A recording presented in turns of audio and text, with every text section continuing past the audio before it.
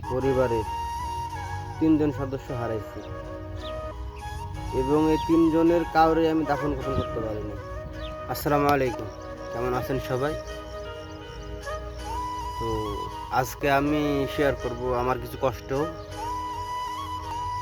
এবং হাজারো প্রবাসীর কষ্ট। আমার প্রবাস জীবন 7 বছর শেষ হয়ে 8 বছরে পা দিয়েছি আমি। আমার এই বিগত 7 বছরে আমি আমার কাছের মানুষ, প্রিয় মানুষ, আমার পরিবারের 3জন সদস্য হারাইছি এবং এই 3জনের কাউরে আমি দাফন কাফন করতে পারিনি। এর থেকে বড় কষ্টের কি হতে পারে আপনারা বলেন?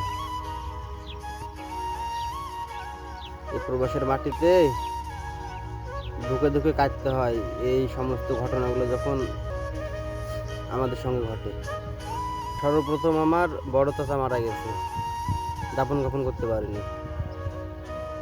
তারপরে আমার নানি মারা গেছে, দাফন কাফন করতে পারিনি। গতকাল মানে 4 তারিখ আমার দাদি মারা গেছে, দাফন কাফন করতে পারিনি। বলেন এর চাইতে কষ্টের আর কি আছে আমার জীবনে? শুধু এটা আমার সঙ্গেই ঘটে না, যত প্রবাসী আছে কম বেশি অনেক প্রবাসীর সঙ্গেই এই ঘটনাগুলো ঘটে থাকে। যারা প্রবাসের মাটিতে আছে তাদের আত্মীয় স্বজন, বাবা মা ভাই বোন, চাচা দাদা নানি নানা দাদি, কেউ না কেউ অবশ্যই দেখেন যে মারা গেছে, অথচ দাফন কাফন করতে পারিনি। এর চাইতে বড় কষ্টের আমার মতো প্রবাসীদের আর কি আছে বলেন আপনি?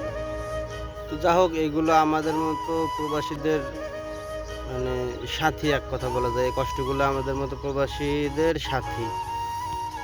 তো যাই হোক, আমার দাদির জন্য সবাই দোয়া করবেন যাতে আল্লাহ তাকে জান্নাত নসিব করে।